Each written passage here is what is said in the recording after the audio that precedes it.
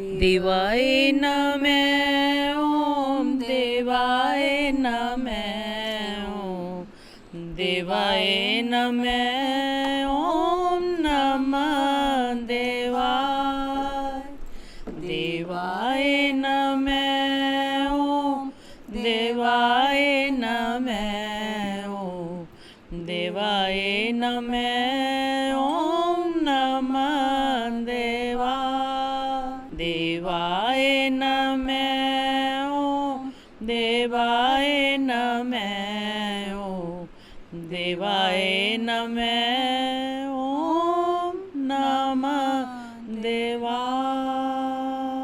ਸ਼੍ਰੀ ਮਹਾਰਾਜ ਸਾਹਿਬ ਜੀ ਦੇ ਜਨਮ ਤੋਂ ਪਹਿਲਾਂ ਪੂਰਵ ਇਤਿਹਾਸ। ਮਹਾਰਾਜ ਜੀ ਦੇ ਜਨਮ ਤੋਂ 1 ਵਰਸ਼ ਪਹਿਲਾਂ ਇੱਕ ਤਪਸਵੀ ਬ੍ਰਾਹਮਣ ਨੇ ਨਗਰ ਸਾਇਆ 'ਚ ਆ ਕੇ ਸ਼੍ਰੀ ਸੁੰਦਰਨਾਥ ਜੀ ਦੇ ਘਰ 'ਚ ਭਿਕਸ਼ਾ ਦੀ ਯਾਚਨਾ ਕੀਤੀ।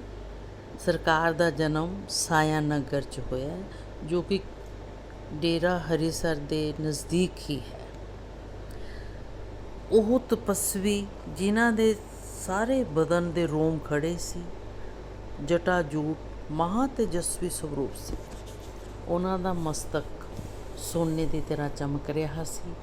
ਉਹਨਾਂ ਦੀ ਸਦਾ ਦੀ ਆਵਾਜ਼ ਸੁਣ ਕੇ ਮਾਤਾ ਰੁਦੰਤੀ, ਜਿਨ੍ਹਾਂ ਨੂੰ ਪਿਆਰ 'ਚ ਮਾਤਾ ਰੂੜੀ ਵੀ ਕਹਿੰਦੇ ਸੀ, ਉਹ ਘਰ ਤੋਂ ਬਾਹਰ ਆਏ।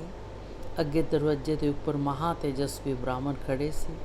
ਉਹਨਾਂ ਨੂੰ ਪ੍ਰਣਾਮ ਕਰਕੇ ਮਾਤਾ ਜੀ ਨੇ ਪੁੱਛਿਆ, ਮਹਾਰਾਜ ਤੁਹਾਨੂੰ ਕਿਸ ਚੀਜ਼ ਦੀ ਭਿਕਸ਼ਾ ਦੇਵਾਂ? ਉਸ ਤੇਜਸਵੀ ਰਿਸ਼ੀ ਨੇ ਜਵਾਬ ਦਿੱਤਾ, ਮਾਤਾ ਜੀ ਮੈਂ ਕਿਸੇ ਚੀਜ਼ ਦੀ ਭਿਕਸ਼ਾ ਲੈਣ ਵਾਸਤੇ ਨਹੀਂ ਆਇਆ। ਮੈਂ ਤਾਂ ਆਪ ਜੀ ਦੇ ਪੁੱਤਰ ਦੇ ਦਰਸ਼ਨ ਕਰਨ ਲਈ ਕੁੱਲ ਦੀ ਪਹਾੜੀਆਂ ਤੋਂ ਆਇਆ। ਇਹ ਸੁਣ ਕੇ ਮਾਂ ਬਹੁਤ ਹੈਰਾਨ ਹੋ ਗਏ। ਸੋਚਣ ਲੱਗੇ ਕਿ ਮੇਰੇ ਤਾਂ ਹਾਲੇ ਤੱਕ ਪੁੱਤਰ ਹੋਇਆ ਹੀ ਨਹੀਂ, ਇਹ ਪਰਮੇਸ਼ਵਰ ਦੀ ਕਿਆ ਖੇਲ ਹੈ। ਮਾਤਾ ਨੇ ਫਿਰ ਰਿਸ਼ੀ ਨੂੰ ਪੁੱਛਿਆ ਕਿ ਮਹਾਰਾਜ ਆਪ ਜੀ ਨੂੰ ਕਿਸੇ ਨੇ ਦੱਸਿਆ ਕਿ ਮੇਰੇ ਪੁੱਤਰ ਹੈ ਔਰ ਤੁਹਾਡਾ ਨਾਮ ਕੀ ਹੈ? ਰਿਸ਼ੀ ਨੇ ਕਿਹਾ, ਮਾਤਾ ਜੀ ਮੇਰਾ ਨਾਮ ਤਪੋਧਨ ਰਿਸ਼ੀ ਹੈ। ਮੈਂ 50 ਵਰਸ਼ ਤੋਂ ਪਾਰ ਬ੍ਰਹਮ ਪਰਮੇਸ਼ਰ ਦਾ ਭਜਨ ਕਰਦਾ, ਉਸੀ ਦਾ ਧਿਆਨ ਮਨ 'ਚ ਰੱਖਦਾ। ਨਾ ਜਾਣੇ ਮੈਂ ਕਿੰਨੇ ਜਨਮਾਂ ਤੋਂ ਪਾਰ ਬ੍ਰਹਮ ਦੇ ਦਰਸ਼ਨਾਂ ਦੇ ਲਈ ਔਰ ਉਸ 'ਚ ਲੈ ਹੋਣ ਲਈ ਚੱਲਿਆ ਆ ਰਿਹਾ। ਜਦੋਂ ਮੇਰੇ ਮਨ 'ਚ ਇਸ ਗੱਲ ਦਾ ਬਹੁਤ ਦੁੱਖ ਉਤਪੰਨ ਹੋ ਗਿਆ ਕਿ ਪਾਰ ਬ੍ਰਹਮ ਪਰਮੇਸ਼ਰ ਨੂੰ ਮੈਂ ਕਦ ਮਿਲੂੰਗਾ, ਚਿੰਤਾ ਪ੍ਰਗਟ ਹੋ ਗਈ ਔਰ ਮਨ 'ਚ ਮਰਨ ਦੀ ਇੱਛਾ ਆ ਗਈ। ਉਸੇ ਸਮੇਂ ਆਕਾਸ਼ਵਾਣੀ ਦਾ ਦੁਆਰਾ ਪਾਰ ਬ੍ਰਹਮ ਪਰਮੇਸ਼ਰ ਨੇ ਮੈਨੂੰ ਆਵਾਜ਼ ਦਿੱਤੀ, ਰਿਸ਼ੀਵਰ ਘਬਰਾਓ ਨਾ, ਬਹੁਤ ਜਨਮਾਂ ਤੋਂ ਤਪੱਸਿਆ ਕਰ ਰਹੇ ਹੋ। ਇੱਕ ਥੋੜ੍ਹੀ ਸੀ ਭੁੱਲ ਦੇ ਕਾਰਨ ਤੁਹਾਨੂੰ ਬਹੁਤ ਜਨਮ ਮੇਰੇ ਧਿਆਨ ਮੇਰੀ ਉਪਾਸਨਾ 'ਚ ਲਗਾਉਣੇ ਪਏ।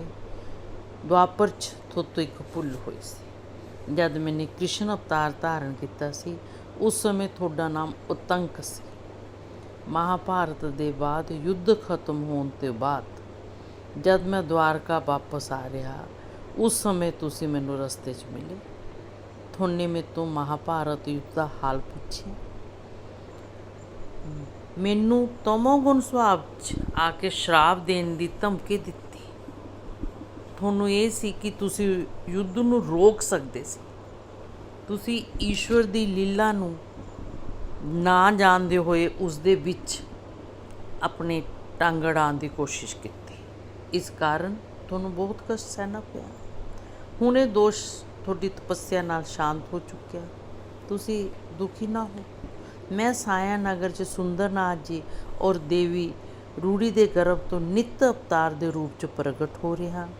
ਇਸ ਜਨਮ 'ਚ ਮੇਰੇ ਦਰਸ਼ਨ ਔਰ ਉਪਦੇਸ਼ ਨਾਲ ਤੁਹਾਡਾ ਕਲਿਆਣ ਹੋਊਗਾ। ਅੱਗੇ ਰਿਸ਼ੀ ਨੇ ਬਿਨੈਪੂਰਵਕ ਕਿਹਾ, ਮਾਤਾ ਜੀ ਮੈਂ ਉਸ ਪਾਰ ਬ੍ਰਹਮ ਪਰਮੇਸ਼ਰ ਜੀ ਦੇ ਦਰਸ਼ਨ ਕਰਨ ਲਈ ਆਪ ਜੀ ਦੇ ਘਰ ਪਹੁੰਚਿਆ ਹਾਂ। ਆਪ ਜੀ ਦੇ ਘਰ ਪਾਰ ਬ੍ਰਹਮ ਪਰਮੇਸ਼ਰ ਨਿੱਤ ਅਵਤਾਰ ਦੇ ਰੂਪ 'ਚ ਜ਼ਰੂਰ ਪ੍ਰਗਟ ਹੋਣਗੇ। ਆਕਾਸ਼ਵਾਣੀ ਕਦੇ ਝੂਠੀ ਨਹੀਂ ਹੁੰਦੀ। ਜਦੋਂ ਉਹ ਯੁਵਾ ਅਵਸਥਾ 'ਚ ਹੋਣਗੇ, ਮੈਂ ਫਿਰ ਆ ਕੇ ਉਹਨਾਂ ਦੇ ਦਰਸ਼ਨ ਕਰੂੰਗਾ। ਇਸ ਤਰ੍ਹਾਂ ਕਹਿ ਕੇ ਉਹ ਰਿਸ਼ੀ ਚਲੇ ਗਏ। ਰਿਸ਼ੀ ਦੇ ਚਲੇ ਜਾਣ ਤੋਂ ਬਾਅਦ ਜਦ ਸੁੰਦਰਨਾਥ ਜੀ ਘਰ ਆਏ, ਜੋ ਕੁਛ ਰਿਸ਼ੀ ਨੇ ਕਿਹਾ ਸੀ ਉਹ ਸਾਰਾ ਕੁਛ ਮਾਤਾ ਜੀ ਨੇ ਸੁੰਦਰਨਾਥ ਜੀ ਨੂੰ ਸੁਣਾਤਾ। ਸੁੰਦਰਨਾਥ ਜੀ ਔਰ ਮਾਂ ਰੂੜੀ ਮਾਤਾ ਉਸ ਬਿਰਤਾਂਤ ਨੂੰ ਯਾਦ ਕਰਕੇ ਵਿਰਾਗ 'ਚ ਉਹਨਾਂ ਦੇ ਆਂਸੂ ਆਉਣ ਲੱਗੇ ਕਿ ਰਿਸ਼ੀ ਦੇ ਬਚਨ ਤਾਂ ਕਦੇ ਮਿੱਥਿਆ ਹੁੰਦੇ ਨਹੀਂ, ਪਰ ਮੇਰੇ ਉੱਪਰ ਪਾਰ ਬ੍ਰਹਮ ਪਰਮੇਸ਼ਰ ਦੀ ਦਿਆਲਤਾ ਕਿਸ ਕਰਮ ਕਰਕੇ ਹੋ ਰਹੀ ਹੈ। ਸੁੰਦਰਨਾਥ ਜੀ ਬੜੇ ਦਿਆਲੂ, ਸਤੋਗੁਣੀ, ਸ਼ਾਂਤ, ਸੰਤੋਸ਼ਜਨਕ ਸੁਭਾਅ ਵਾਲੇ ਸੀ। ਮਾਤਾ ਰੂੜੀ ਦੇਵੀ ਜੀ ਔਰ ਸੁੰਦਰਨਾਥ ਜੀ ਦੋਨੋਂ ਹੀ ਪਾਰ ਬ੍ਰਹਮ ਦੀ ਉਪਾਸਨਾ ਔਰ ਧਿਆਨ 'ਚ ਲੱਗੇ ਰਹਿੰਦੇ ਸੀ। ਗ੍ਰਸਥ ਦੀ ਗੱਲਾਂ ਕਰਨੀ ਉਹਨਾਂ ਦਾ ਜ਼ਿਆਦਾ ਧਿਆਨ ਨਹੀਂ ਸੀ। ਮਾਂ ਹਮੇਸ਼ਾ ਪ੍ਰਸੰਨ ਚਿੱਤ ਰਹਿੰਦੇ, ਚਾਹੇ ਕੈਸਾ ਵੀ ਸਮੇਂ ਹੋਵੇ। ਕੋਈ ਵਸਤੂ ਘਰ 'ਚ ਹੈ ਜਾਂ ਨਹੀਂ ਹੈ, ਮਨ 'ਚ ਕਦੇ ਦੁੱਖ ਨਹੀਂ ਹੋਇਆ। ਹਰ ਸਮੇਂ ਪਾਰ ਬ੍ਰਹਮ ਪਰਮੇਸ਼ਰ ਦੇ ਭਜਨ, ਸਿਮਰਨ ਔਰ ਕੀਰਤਨ 'ਚ ਧਿਆਨ ਰੱਖਦੇ। ਜਨਮ ਉਤਸਵ। ਸ਼੍ਰੀ ਮਹਾਰਾਜ ਸਾਹਿਬ ਜੀ ਦਾ ਜਨਮ ਸੰਮਤ 1917 ਸਨ 1860 ਵਿਸਾਖ ਪੂਰਨਮਾਸੀ ਦਿਨ ਸੋਮਵਾਰ ਨੂੰ ਦੁਪਹਿਰ ਦੇ 2:42 'ਤੇ ਹੋਇਆ। ਸ਼੍ਰੀ ਮਹਾਰਾਜ ਸਾਹਿਬ ਜੀ ਦੇ ਪਿਤਾ ਸ਼੍ਰੀ ਸੁੰਦਰਨਾਥ ਜੀ ਔਰ ਮਾਤਾ ਰੂੜੀ ਜੀ ਬਹੁਤ ਪ੍ਰਸੰਨ ਹੋਏ। ਉਹਨਾਂ ਦੇ ਘਰ ਬ੍ਰਹਮ ਗਿਆਨ ਦਾ ਸੂਰਜ ਪ੍ਰਗਟ ਹੋਇਆ। ਮਾਤਾ ਪਿਤਾ ਜੀ ਨੇ ਮਹਾਰਾਜ ਸਾਹਿਬ ਜੀ ਦਾ ਨਾਮ ਦੇਵਨਾਥ ਰੱਖਿਆ। ਹੁਣ ਮਾਤਾ ਪਿਤਾ ਜੀ ਦੀ ਧਾਰਨਾ ਪਾਰ ਬ੍ਰਹਮ ਪਰਮੇਸ਼ਰ ਦੇ ਧਿਆਨ ਦੀ ਤਰਫ ਹੋਰ ਜ਼ਿਆਦਾ ਵਧਣ ਲੱਗੇ। ਉਹ ਅਤਿਅੰਤ ਪ੍ਰੇਮ ਨਾਲ ਸ਼੍ਰੀ ਮਹਾਰਾਜ ਸਾਹਿਬ ਜੀ ਦਾ ਪਾਲਣ ਪੋਸ਼ਣ ਕਰਦੇ। ਉਹਨਾਂ ਦੀ ਬਚਪਨ ਦੀ ਖੇਲ ਕਿਰਿਆ ਨੂੰ ਦੇਖ ਕੇ ਬਹੁਤ ਪ੍ਰਸੰਨਤਾ 'ਚ ਰਹਿੰਦੇ। ਹੌਲੀ ਹੌਲੀ ਮਹਾਰਾਜ ਸਾਹਿਬ ਜੀ ਨੇ ਚੱਲਣਾ ਫਿਰਨਾ ਸ਼ੁਰੂ ਕੀਤਾ। ਮਾਤਾ ਜੀ ਦੇ ਛੋਟੇ ਜਿਹੇ ਆਂਗਣ 'ਚ ਹਰ ਰੋਜ਼ ਬਹੁਤ ਭੀੜ ਰਹਿੰਦੀ। ਉਸ ਦਾ ਕਾਰਨ ਸੀ ਪ੍ਰਭੂ ਦੇਵ ਜੀ ਦਾ ਮਾਧੁਰੀ ਰੂਪ ਔਰ ਵਿਸ਼ਵ ਮੋਹਣੀ ਬੰਦ ਮੁਸਕਾਨ। ਤਕਰੀਬਨ ਮਾਤਾ ਸਾਰੀਆਂ ਮਾਤਾ ਦਾ ਇਹ ਸੁਭਾਅ ਹੈ ਕਿ ਉਹਨਾਂ ਦੇ ਸੰਤਾਨ ਨੂੰ ਜੋ ਕੋਈ ਪ੍ਰੇਮ ਕਰਦਾ ਹੈ, ਉਹਦੇ ਲਈ ਕੱਪੜੇ ਲੈ ਕੇ ਆਉਂਦਾ ਹੈ, ਉਹ ਬਹੁਤ ਪ੍ਰਸੰਨ ਹੁੰਦੇ ਹਨ। ਜਦ ਕੋਈ ਆਭੂਸ਼ਣ ਕੱਪੜੇ ਸਿਲਾਈ ਕਰਕੇ ਲੈ ਕੇ ਆਉਂਦਾ, ਕੋਈ ਪ੍ਰਭੂ ਜੀ ਦੇ ਹੱਥਾਂ ਦੇ ਲਈ ਕੰਗਣ ਲੈ ਕੇ ਆਉਂਦਾ, ਤਾਂ ਮਾਤਾ ਆਪਣੇ ਬੱਚੇ ਦਾ ਮੁਖ ਮੁੰਡਲ ਦੇਖ ਕੇ ਬਹੁਤ ਪ੍ਰਸੰਨ ਹੁੰਦੀ। ਇਸ ਤਰ੍ਹਾਂ ਲੀਲਾਮੈ ਦੇਵ ਦੀ ਬਾਲ ਲੀਲਾ ਮਾਧੁਰੀ ਦਾ ਕੁਝ ਸਮੇਂ ਰੋਜ਼ ਮਾਤਾ ਆਪਣੇ ਆਪ ਨੂੰ ਭਾਗਿਆਵਤੀ ਸਮਝਦੀ ਹੋਈ ਪਾਨ ਕਰਦੀ। ਇਸੇ ਦੌਰਾਨ ਸ਼੍ਰੀ ਬਾਲ ਲੀਲਾਧਾਰੀ ਦੇਵ ਜੀ ਦੇ ਦਾਦਾ ਜੀ ਦੇ ਸਰੀਰ ਦੇ ਤਿਆਗ ਦਾ ਸਮੇਂ ਆ ਗਿਆ। ਸਰੀਰ ਤਿਆਗ ਤੋਂ ਪਹਿਲਾਂ ਮਹਾਰਾਜ ਜੀ ਦੇ ਦਾਦਾ ਜੀ ਨੇ ਆਪਣੇ ਸ਼੍ਰੀ ਮੁਖ ਤੋਂ ਫਰਮਾਇਆ, ਕੋਈ ਸਾਡੇ ਸਰੀਰ ਤਿਆਗਣ 'ਤੇ ਰੁਦਨ ਨਹੀਂ ਕਰੇਗਾ। ਇਸ ਤਰ੍ਹਾਂ ਕਹਿ ਕੇ ਸੁਬਾਹ 4 ਵਜੇ ਸਰੀਰ ਦਾ ਤਿਆਗ ਕਰਤਾ। ਸਭ ਦੇ ਇਕੱਠਾ ਹੋਣ ਤੋਂ ਬਾਅਦ ਸ਼ਾਮ ਨੂੰ 4 ਵਜੇ ਸਮਾਧੀ ਦੇਣ ਲਈ ਜਦ ਉਹਨਾਂ ਦੇ ਸ਼ਬ ਨੂੰ ਉਠਾਉਣ ਲੱਗੇ ਤਾਂ ਸ਼੍ਰੀ ਦੇਵ ਜੀ ਦੀ ਮਾਤਾ ਰੁਦੁੰਦੀ ਦੇ ਨੇਤਰਾਂ 'ਚ ਆਂਸੂ ਦੀ ਧਾਰਾ ਨਿਕਲਣ ਲੱਗੀ। ਉਸੇ ਸਮੇਂ ਉਹਨਾਂ ਦੇ ਮ੍ਰਿਤਕ ਸਰੀਰ ਤੋਂ ਸ਼ਬਦ ਹੋਇਆ, ਤੁਹਾਨੂੰ ਲੋਕਾਂ ਨੂੰ ਰੋਣ ਤੋਂ ਰੋਕਿਆ ਗਿਆ ਸੀ, ਕਿਉਂਕਿ ਰੋਂਦੇ ਸਮੇਂ ਜੋ ਜਲ ਬਿੰਦੂ ਗਿਰਦੇ हैं ਮ੍ਰਿਤਕ ਆਤਮਾ ਨੂੰ ਅਗਨੀ ਦੀ ਤਰ੍ਹਾਂ ਜਲਾਉਂਦੇ हैं। ਉਸ ਸਮੇਂ ਦੇਵ ਜੀ ਮਹਾਰਾਜ ਜੀ ਪਦਮ ਆਸਨ 'ਚ ਸਮੀਪ ਹੀ ਬੈਠੇ ਸੀ। ਉਹਨਾਂ ਦੀ ਤਰਫ ਇਸ਼ਾਰਾ ਕਰਦੇ ਹੋਏ ਕਿਹਾ, ਪ੍ਰਭੂ ਆਪਣੀ ਦਿव्य ਜੋਤੀ ਤੁਹਾਡੇ ਲੋਕਾਂ ਦੇ ਸਮੀਪ ਜੋੜ ਕੇ ਜਾ ਰਹੇ ਨੇ, ਤੁਸੀਂ ਕਿਸੇ ਤਰ੍ਹਾਂ ਦੀ ਚਿੰਤਾ ਨਹੀਂ ਕਰੋ। ਇਸ ਤਰ੍ਹਾਂ ਉਪਦੇਸ਼ ਦੇ ਕਰ ਦਾਦਾ ਜੀ ਨਿੱਜੀ ਸ਼ਾਂਤਮਈ ਸਥਿਤੀ 'ਚ ਸਥਿਰ ਹੋ ਗਏ। ਉਸ ਤੋਂ ਬਾਅਦ ਉਹਨਾਂ ਦਾ ਅੰਤਿਮ ਸੰਸਕਾਰ ਕੀਤਾ ਗਿਆ। ਅਲੌਕਿਕ ਬਾਲਕ। ਸ਼੍ਰੀ ਦੇਵ ਜੀ ਨੇ ਬਚਪਨ ਤੋਂ ਬਹੁਤ ਅਲੌਕਿਕ ਦਿव्य ਲੀਲਾ ਕੀਤੀ। ਇੱਕ ਦਿਨ ਮਾਤਾ ਜੀ ਨੇ ਦੇਵ ਜੀ ਦੇ ਅੱਗੇ ਭੋਜਨ ਪਰੋਸਿਆ ਤੇ ਖਾਣ ਨੂੰ ਕਿਹਾ, ਲੇਕਿਨ ਪ੍ਰਭੂ ਜੀ ਨਾ ਖਾ ਕੇ ਉਸ ਦੀ ਤਰਫ ਇਕਟਕ ਦੇਖਣ ਲੱਗ ਗਏ। ਮਾਤਾ ਥੋੜ੍ਹੀ ਦੇਰ ਦੇਖਦੇ ਰਹੇ ਤੇ ਫਿਰ ਉਸ ਤੋਂ ਬਾਅਦ ਮਾਤਾ ਨੇ ਕਿਹਾ, ਬੇਟਾ ਤੁਸੀਂ ਭੋਜਨ ਦੇਖੀ ਜਾ ਰਹੇ ਹੋ, ਖਾ ਨਹੀਂ ਰਹੇ, ਕੀ ਕਾਰਨ ਹੈ? ਉਹਨਾਂ ਨੇ ਉੱਤਰ ਦਿੱਤਾ, ਮਾਂ ਜਿਸ ਦੁੱਧ ਦੀ ਤੁਹਾਨੇ ਖੀਰ ਬਣਾਈ ਹੈ, ਇਸ ਦੁੱਧ ਨੂੰ ਗਊ ਮੈਂਸ ਆਦਿ ਯੰਤਰਾਂ 'ਚ ਕੌਣ ਕਿਵੇਂ ਬਣਾਉਂਦਾ ਹੈ?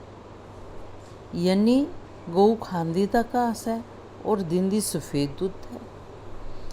ਇਸ ਤਰ੍ਹਾਂ ਬੱਚੇ ਦੀ ਗੱਲਾਂ ਨੂੰ ਸੁਣ ਕੇ ਮਾਤਾ ਆਸ਼ਚਰਯਮਈ ਹੋ ਜਾਂਦੀ ਹੈ ਔਰ ਵਿਚਾਰਨ ਲੱਗਦੀ ਹੈ ਕਿ ਇਹ ਬੱਚੇ ਦੇ ਰੂਪ 'ਚ ਦਿਵਯ ਸ਼ਕਤੀ ਮੇਰੇ ਕੋਲ ਘਰ ਆਈ ਹੈ, ਜਿਸ ਨੂੰ ਪਾ ਕੇ ਮੇਰਾ ਜੀਵਨ ਕਿਰਥਾਰਥ ਹੋ ਗਿਆ।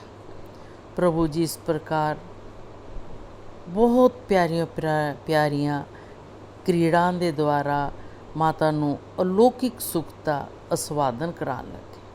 ਮਾਤਾ ਜੀ ਉਹਨਾਂ ਦੀ ਸਰਲ ਔਰ ਗੂੜ ਗਿਆਨ ਤੋਂ ਯੁਕਤ ਗੱਲਾਂ ਸੁਣ ਕੇ ਕਦੇ ਆਸ਼ਚਰਯ ਕਰਨ ਲੱਗਦੀ, ਕਦੇ ਆਨੰਦ ਦੇ ਸਮੁੰਦਰ 'ਚ ਗੋਤੇ ਲਗਾਉਣ ਲੱਗਦੀ। ਪ੍ਰਭੂ ਜੀ ਨੇ 8 ਵਰਸ਼ ਦੀ ਆਯੂ 'ਚ ਕਈ ਬਾਲ ਲੀਲਾ ਕੀਤੀਆਂ, ਮਾਤਾ ਪਿਤਾ ਔਰ ਆਪਣੇ ਸਾਰੇ ਸਾਥੀਆਂ ਦੇ ਆਨੰਦ ਨੂੰ बढ़ाया।